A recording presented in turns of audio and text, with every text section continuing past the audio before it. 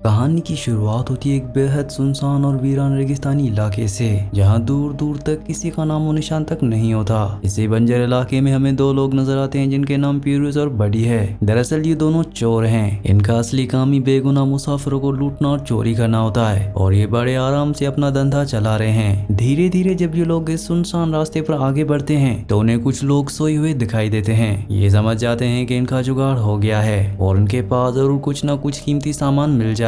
बिना कुछ सोचे समझे ये दोनों चोर उन सोए हुए मासूम लोगों पर हमला करके उन्हें मौत के घाट उतार देते हैं। मरने के बाद जैसे ही उनके बैग्स और सामान की तलाशी लेना शुरू करते हैं तो उन्हें अंदर से सिर्फ किताबें मिलती हैं। इन सब चीजों को देखने और समझने के बाद बडी कहता है कि शायद ये लोग कोई आम चोर नहीं बल्कि बहुत अच्छे इंसान थे। ये साल 1890 का वक्त होता है जब किताबें बहुत कम लोगों के पास होती थी और जो पढ़ते थे वो पढ़े लिखे और भले लोग माने जाते थे। अब इन दोनों चोरों को अपने किए पर बहुत बड़ा गिल्ट और पछतावा महसूस होने लगता है और ये वहां से चुपचाप आगे निकल पड़ते हैं। थोड़ी दूर जाने के बाद ये लोग देखते हैं कि जमीन पर हर तरफ कई इंसानी हड्डियों के ढांचे पड़े हुए हैं। बडी डर कर कहता है कि ये जगह मुझे अंदर से डरा रही है और यहाँ कुछ ठीक नहीं है। तभी अचानक ने अजीब सी और बहुत सारी सीटियों की आवाज सुनाई पड़ती है जैसे कोई अंधेरे में इन्हें बुला रहा हो। बडी घबरा कर कहता है कि हमें फौरन इस जगह से भागना चाहिए वरना हम मारे जाएंगे। मगर इससे पहले कि वो वहाँ से एक कदम भी भाग पाता अचानक एक तीर आकर सीधा उसके जिस्म में लग जाता है और वहीं पर ही बडी की एक बहुत ही दर्दनाक मौत हो जाती है, जिसे देखकर प्यूरिस का डर के मारे बहुत बुरा हाल हो जाता है। इस डरावने मंजर को देखने के बाद प्यूरिस होश खो बैठता है और अंधाधुंध गोलियां चलाते हुए अपनी जान बचाकर भाग निकलता है। यहीं से थोड़ी दूरी पर हम एक छोटे टाउन को देखते हैं जिसका नाम ब्राइट होप होता है। यहाँ के एक वुडन बोर्ड पर भी साफ साफ लिखा होता है कि इस छोटे से टाउन में सिर्फ और सिर्फ 268 लोग रहते हैं। तभी हम टाउन के एक आदमी को देखते हैं जिसका नाम आर्थर है। उसका पैर किसी हादसे की वजह से बुरी तरह टूटा और जख्मी होता है।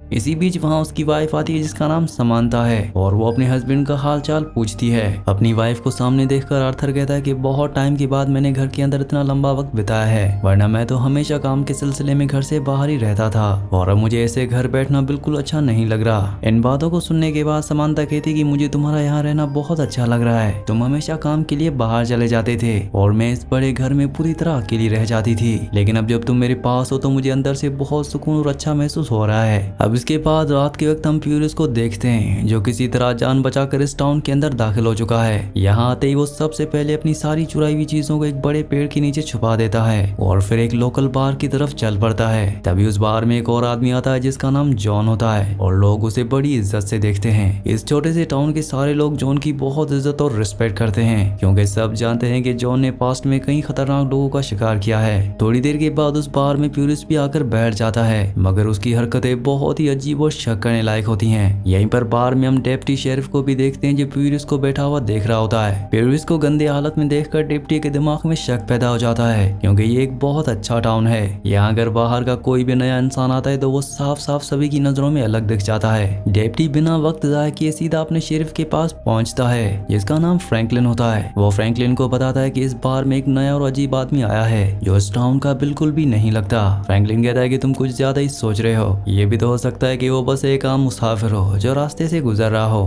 तब डेप्टी कहता है कि ऐसा बिल्कुल नहीं है, मैंने खुद अपनी आंखों से देखा है, उसने पेड़ के नीचे कुछ छुपाया है। इस बात को सुनने के बाद अब फ्रैंकलिन भी गहरी सोच में पड़ जाता है और दोनों मिलकर बार की तरफ चल पड़ते हैं। बार में पहुंचने के बाद फ्रैंकलिन सीधा प्यूरिस के पास जाता है और उसे पूछता है कि तुम यहाँ आकर क्या कर रहे हो। प्यूरिस घबरा कर कहता है कि मैं तो बस यहाँ से अपना सफर तय करता हुआ गुजर रहा था। तभी फ्रैंकलिन की नजर उसके कपड़ों पर पड़ती है और वो समझ जाता है कि ये कपड़े साइज में काफी बड़े हैं, यानी कि ये कपड़े प्यूरिस के अपने नहीं है और उसने चुरा कर किसी और से लिए हैं। फ्रैंकलिन तुरंत डेप्टी को कहता है कि इसकी तलाशी लो, मगर तलाशी में उन्हें कोई खास हथियार नहीं मिलता। तब फ्रैंकलिन गुस्से से कहता है कि मुझे सच सच बताओ कि तुम उस पेड़ के नीचे आकर क्या छुपा कर आए हो। ये सुनते ही प्यूरिस का डर से बुरा हाल हो जाता है और वो वहाँ से घबरा कर भागने लगता है। तभी फ्रैंकलिन बिना सोचे सीधा उसके पैर पर गोली मार देता है और वो दर्द से चीखता हुआ जमीन पर गिर पड़ता है। फ्रैंकलिन जॉन को कहता है कि जाओ और जल्दी से किसी डॉक्टर को बुला कर लाओ ताकि इसका इलाज हो सके। दूसरी तरफ हम समांता को देखते हैं जो अपने घर में पति आर्थर के टूटे हुए पैर का मरहम पट्टी कर रही होती है। समांता पेशे से एक डॉक्टर होती है और इलाज करते हुए वो आर्थर को एक लिखा हुआ लेटर देती है।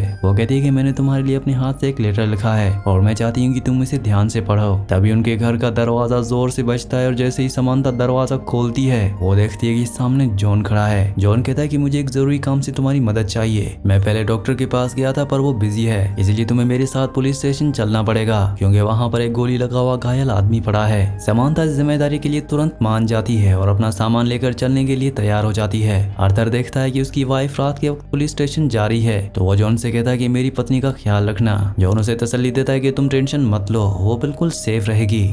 समांथा जैसे ही पुलिस स्टेशन पहुंचती है, वो हालात देखकर समझ जाती है कि इस घायल आदमी की कंडीशन बहुत नाजुक है। वो फ्रैंकलिन से पूछती है कि क्या यह आदमी किसी खतरे की तरह खतरनाक है। फ्रैंकलिन कहता है कि हाँ, तभी तो मैंने मजबूरी में इसके पैर में गोली मारी थी। समांथा थोड़ी देर सोचती है और कहती है कि मुझे इसकी सर्जरी करने में पूरी रात का वक्त लग सकता है, इसलिए मैं चाहती हूँ कि तुम जाकर मेरे पति आर्थर को बता देना कि मैं सुबह ही घर वापस लौटूंगी। फ्रैंकलिन सबको कहता है कि समांथा का अच्छे से ख्याल रखना, और ये कहकर वो आर्थर के घर की तरफ चल पड़ता है। वो सीधा आर्थर के घर जाता है और दोनों आपस में बैठकर थोड़ी देर बातचीत करते हैं। दूसरी तरफ समांथा पुलिस स्टेशन के अंदर पुरुष की दर्दनाक सर्जरी शुरू कर देती है। वहां मौजूद बाकी लोग उसे सर्जरी करते हुए ध्यान से देखते हैं और हैरान होकर पूछते हैं कि इतनी काट पीट के बाद भी ये शांत कैसे है। तब समांथा उन्हें बताती है कि उसने इसे एक high dose pain killer injection दिया है, जिसकी वजह से इसे कोई दर्द महसूस नहीं हो रहा। वहीं गाँव के बाहर हम एक छोटे से अस्तबल को देखते हैं, जहाँ अचानक सी अजीब सी और डरावनी आवाजें आने लगती हैं। अस्तबल का मालिक घबरा कर बाहर निकलता है और देखता है कि अंदर अंधेरे में कोई तेजी से चल रहा है, लेकिन इससे पहले कि वो कुछ समझ पाता, कुछ खतरनाक और वहशी लोग अचानक उस पर जानलेवा हमला कर देते हैं। ये सारे के सारे लोग यहाँ एक अनजान और खतरनाक प्रिमिटिव आदिवासी कबीले के होते हैं। इसी बीच जैसे ही सुबह होती है, आर्थर अपने घर के कमरे में समांथा को आवाज देता है, मगर थोड़ी देर में उसे एहसास होता है कि सुबह होने के बाद भी समांथा अभी तक घर वापस नहीं आई है। दूसरी तरफ जब फ्रैंकलिन अपने घर पर होता है तो एक आदमी दौड़ता हुआ आता है और कहता है कि एक बहुत बुरी खबर है। रात के टाइम किसी ने पुलिस स्टेशन पर हमला कर दिया और वहाँ ना तो समांथा है और ना ही कोई और कैदी। कोई उन सबको वहां से उठाकर ले गया है और उसके साथ साथ टाउन के बाहर जो अस्तबल था वहां भी बर्बादी मची है। किसी ने अस्तबल के मालिक को बेदर्दी से कत्ल कर दिया है। फ्रैंकलिन ये खबर सुनते ही घबराकर सबसे पहले अस्तबल पहुंचता है, जहां उसे मालिक की लाश मिलती है। फिर वो भागता हुआ पुलिस स्टेशन आता है और देखता है कि वहां सन्नाटा है और जमीन पर एक अजीब सा आदिवासी तीर पड़ा है। वो तीर उठाकर डेप्टी को देता है और कहता है कि इस टाउन में एक नेटिव इंडियन रहता है जिसका नाम टॉल्ट्रीस है। इस तीर को उसके पास लेकर जाओ, वही बताएगा कि ये किसका तीर है और उसका मतलब क्या है। अब फ्रैंकलिन सीधा आर्थर के घर पहुंचता है और उदास होकर कहता है कि मैं माफी चाहता हूँ, तुम्हारी वाइफ हमारी मदद के लिए पुलिस स्टेशन आई थी, मगर अब किसी ने उसे और बाकी लोगों को किडनैप कर लिया है। लेकिन तुम मुझ पर पूरा भरोसा रखो,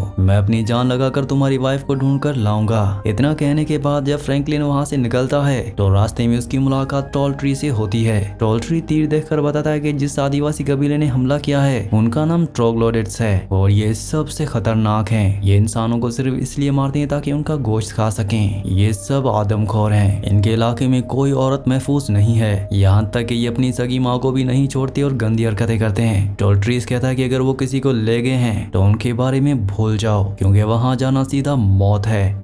मगर इन सारी खौफनाक बातों को सुनने के बाद भी शेरिफ फ्रैंकलिन एक इंच भी पीछे नहीं हटता। वो कहता है कि मुझे सिर्फ रास्ता बताओ कि उनका असली ठिकाना कहाँ है। जब टॉल्ट्रीज मैप पर रास्ता बता रहा होता है तो आर्थर वहां आकर कहता है कि मैं भी तुम्हारे साथ चलूंगा। फ्रैंकलिन कहता है कि तुम्हारा पैर टूटा है, मैं समझता हूँ कि तुम अपनी वाइफ को बचाना चाहते हो, पर वो जगह नरक है। आर्थर कहता है कि अगर मैं इस सफर पर नहीं गया तो मैं जिंदगी भर अपने आप को माफ नहीं कर पाऊंगा। तभी जॉन भी आगे आता है और कहता है कि मैं ही समांथा को लेने गया था, तो अब ये मेरी मोरल ड्यूटी है। अब ये टोटल 4 इस जानलेवा सफर के लिए तैयार होते हैं, फ्रैंकलिन, डेप्टी, जॉन और आर्थर। फ्रैंकलिन जब अपने घर जाता है तो उसकी वाइफ उसे रोकती है, पर वो कहता है कि ये मेरा फर्ज है, मैं यहाँ का शेरिफ हूँ। अगली सुबह ये चारों लोग हथियार लेकर उस अनजान और खतरनाक सफर के लिए निकल पड़ते हैं, मगर वो इलाका यहाँ से बहुत दूर है और कई दिनों का थका देने वाला सफर है। सफर के दौरान प्यास लगने पर इन्हें बार बार तालाबों के किनारे रुकना पड़ता है। रात को जब अंधेरा होता है तो ये लोग थकान मिटाने के लिए एक छोटा सा कैंप लगाते हैं, मगर जॉन कैंप के चारों तरफ सेफ्टी के लिए अपने साथ लाए हुए अजीब से तार बिछा देता है। जब बाकी लोग पूछते हैं कि ये क्या है तो जॉन कहता है कि अगर कोई दुश्मन आएगा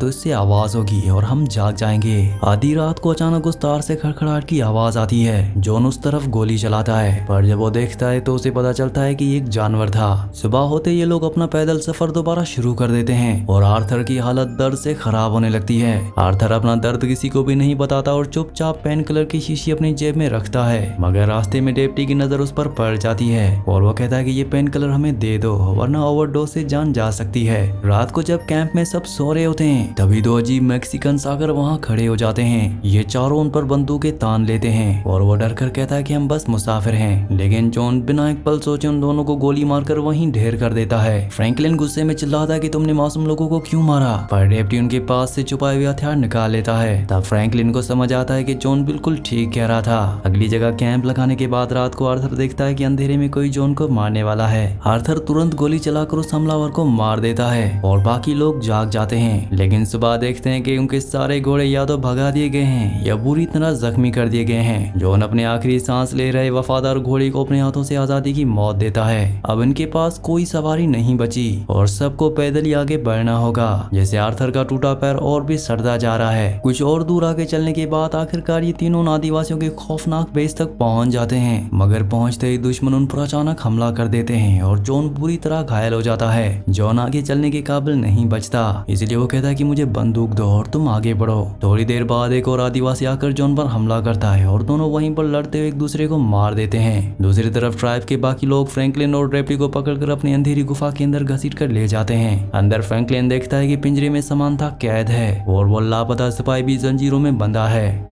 समांथा रोती हुई बताती है कि ये जगह नरक है और ये लोग इंसानों का गोश्त खाने वाले आदमखोर हैं। पेरुविस को ये पहले ही मार चुके हैं और पेरुविस ने मरने से पहले माना था कि वो एक लुटेरा और चोर था। तभी आदिवासी आकर उस सिपाही को अपनी गुफा के अंदर ले जाते हैं ताकि वो उसे अपना खाना बना सकें। जब समांथा को पता चलता है कि आर्थर भी उनके पीछे पीछे आ रहा है तो वो गुस्से में कहती है कि तुमने उसे क्यों आने दिया। फ्रैंकलिन कहता है कि वो तुमसे सच्ची मोहब्बत करता है और बिना रुके तुम्हारे लिए चला आया। दूसरी तरफ आर्थर दर्द से लड़ता हुआ अकेले ही उनके करीब पहुंचने की कोशिश में लगा हुआ है। गुफा के अंदर फ्रैंकलिन समांथा से पूछता है कि ये टोटल कितने हैं। समांथा बताती है कि 12 मर्द और 2 अंधी प्रेग्नेंट औरतें हैं। फ्रैंकलिन हिसाब लगाता है कि 3 को रास्ते में मार दिया गया है, यानी अब सिर्फ 9 बचे हैं। वो डेप्टी को इशारा करके कहता है कि अपनी जेब से वो पेन किलर दवाई निकालो और इन्हें किसी तरह पिला दो। जैसे ही 3 आदिवासी अंदर आते हैं डेप्टी शराब की बोतल के साथ वो पेन किलर उन्हें दे देता है। वो लोग उसे पी जाते हैं और हैवी डोज की वजह से बेहोशी की हालत में वहाँ से चले जाते हैं। दूसरी तरफ आर्थर रास्ते में मिलने वाले आदिवासियों को एक एक करके अपनी गन से शूट कर देता है। वो सीढ़ी का इस्तेमाल करके उन्हें एक जगह बुलाता है और चुप कर दुश्मनों का काम तमाम करता रहता है। गुफा के अंदर जिन्होंने ओवरडोज लिया था